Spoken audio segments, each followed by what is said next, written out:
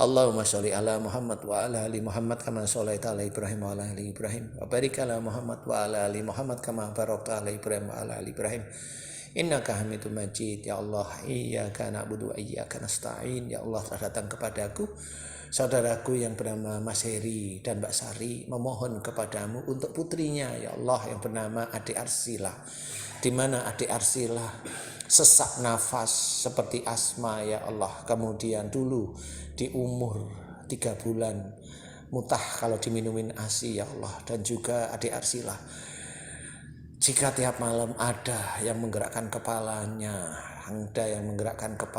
ya Allah untuk dibentur-benturkan ya Allah di tempat yang lain ya Allah, dimohonkan oleh Mas Heri sebagai ayahnya Adik Arsila, dimohonkan kepadamu agar engkau berkenan memberikan kesembuhan pada Adik Arsila ya Allah.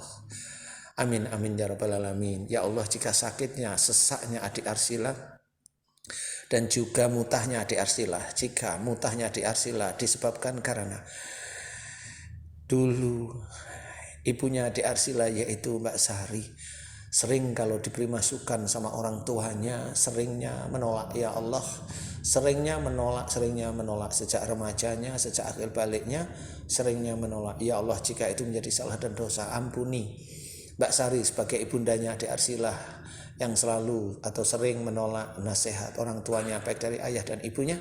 Ampuni dosa-dosa Mbak Sari ya Allah, ampuni dosa-dosa Mbak Sari ya Allah, ampuni kekakuan-kekakuan Mbak Sari jika diberi masukan atau nasihat oleh orang tuanya seringnya menolak ya Allah. Jika itu menjadi dosa di hadapanmu, ampuni dosa-dosa Mbak Sari ya Allah. Amin amin ya rabbal alamin.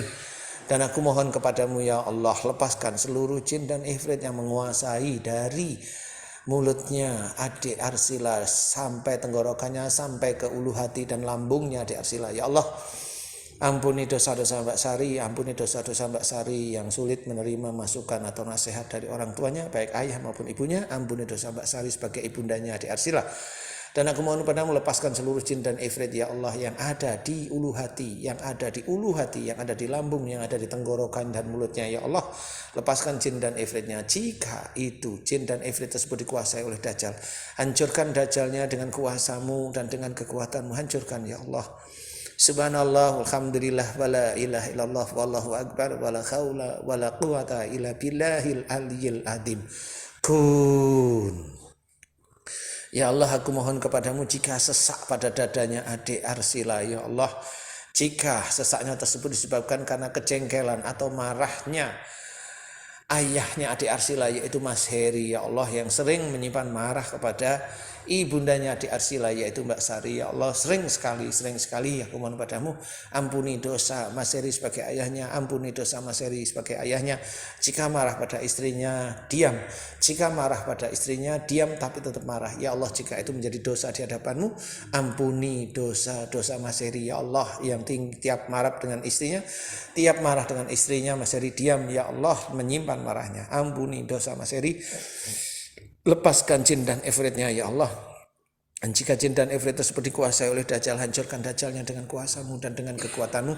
Subhanallah walhamdulillah wala ilaha illallah wallahu akbar wala haula wala quwata illa billahil aliyil adim. Kun. Ya Allah, jika sesak pada dadanya Adik Arsila disebabkan karena marahnya Mbak Sari sebagai ibunya Adik Arsila ya Allah, marah yang disimpan juga kepada orang tuanya, pada ayah maupun ibundanya Mbak Sari ya Allah, aku mohon kepadamu, ampuni dosa-dosa Mbak Sari sebagai ibundanya Adik Arsila yang seringnya menyimpan marah pada orang tuanya baik kepada ayah atau ibunya Mbak Sari. Ampuni dosa Mbak Sari ya Allah, lepaskan seluruh jin dan ifrit yang menguasai dadanya Adik Arsila. Dan jika ada Dajjal menguasai, mengunci jin dan ifrit, hancurkan Dajjalnya dengan kuasamu dan dengan kekuatanmu ya Allah. Amin ya rabbal alamin. Subhanallah walhamdulillah wala ilaha illallah wallahu akbar wala haula wala quwata illa billahil aliyil adim. Kun. Ya Allah, aku mohon kepadamu ya Allah, jika Adik Arsila ya Allah ada kepala yang digoyang seringnya malam hari ya Allah dan dibentur-benturkan, jika itu disebabkan karena dulunya Mbak Sari juga bingung apa yang dilakukan oleh kedua orang tuanya sehingga menjadikan Mbak Sari bingung cara berpikir. Ada faktor putus asa walaupun tidak kuat. Ya Allah, ampuni jika pada saat tersebut Mbak Sari bingung. Mbak Sari bingung, ingin menyakiti diri tapi Mbak Sari takut. Ya Allah, jika itu menjadi salah dan dosa di hadapanmu sehingga banyak sekali jin dan ifrit menguasai motoriknya adik Arsila, menguasai batang otaknya adik Arsila dan seluruh organ-organ yang ada di dalam kepala dan tubuhnya adik Arsila. Aku mohon padamu ampuni dosa Mbak Sari ya Allah, yang pada saat tersebut mulai akil balik hingga saat ini pun Mbak Sari bingung apa yang dilakukan oleh orang tuanya. Mbak Sari tidak mampu berpikir. Ya Allah, jika itu menjadi salah dan dosa di hadapanmu, ampuni dosa-dosa Mbak Sari ya Allah. Dan aku mohon padamu lepaskan jin dan ifritnya ya Allah, yang ada pada motoriknya adik Arsila, dan juga yang ada pada batang otaknya adik Arsila, dan juga yang ada pada punggungnya adik Arsila ya Allah, yang dikuasai kepalanya adik Arsila oleh jin ya Allah. Aku mohon kepadamu ya Allah, ampuni dosa Mbak Sari, lepaskan jin dan ifritnya. Jika jin dan ifrit tersebut dikuasai oleh Dajjal sehingga kepalanya adik Arsila dibentur-benturkan, ya Allah, hancurkan Dajjalnya dengan kuasamu dan dengan kekuatanmu, ya Allah. Amin ya rabbal alamin. Subhanallah walhamdulillah wala ilaha illallah wallahu akbar wala haula wala quwata illa billahil aliyil azim. Kun. Ya Allah, aku memohon kepadamu ya Allah untuk adik Arsila ya Allah. Aku mohon kepadamu jika di dalam tubuhnya adik Arsila, di seluruh organ-organ di tubuhnya adik Arsila, baik yang ada di dada maupun di dalam kepalanya dan seluruh tubuhnya adik Arsila, banyak sekali sihir terus sandat dan guna-guna dan ilmu-ilmu dan jin-jin yang lain yang dimasukkan ke dadanya adik Arsila, dimasukkan ke dalam punggung dan kepalanya adik Arsila pada motoriknya. Ya Allah, ampuni dosa-dosa ayah dan ibunya adik Arsila. Ya Allah, ampunilah kesalahan dan dosa-dosa Mas Heri dan Mbak Sari ya Allah sebagai ayah dan ibunya adik Arsila. Dan aku mohon padamu, ampuni kemarahan-kemarahan para jin, ampuni kemarahan-kemarahan para jin, ampuni kemarahan para jin yang membawa benda-benda gaib yang dimasukkan dalam kepalanya adik Arsila ya Allah, dan juga tubuhnya adik Arsila. Dan aku mohon kepadamu ya Allah, hancurkan benda-benda gaib yang dibawa para jin yang ada di dalam kepalanya adik Arsila. Hancurkan mantra-mantra, ilmu-ilmu dari orang tua sebelum adik Arsila, baik dari sisi ayahnya adik Arsila maupun dari ibunya adik Arsila. Hancurkan mantra-mantranya, hancurkan benda-benda gaibnya ya Allah. Dan jika jin dan ilmu-ilmu tersebut dikuasai oleh Dajjal, hancurkan Dajjalnya dengan kuasamu dan dengan kekuatanmu. Subhanallah walhamdulillah wala ilaha illallah wallahu akbar wala haula wala quwata illa billahil aliyil azim. Kun.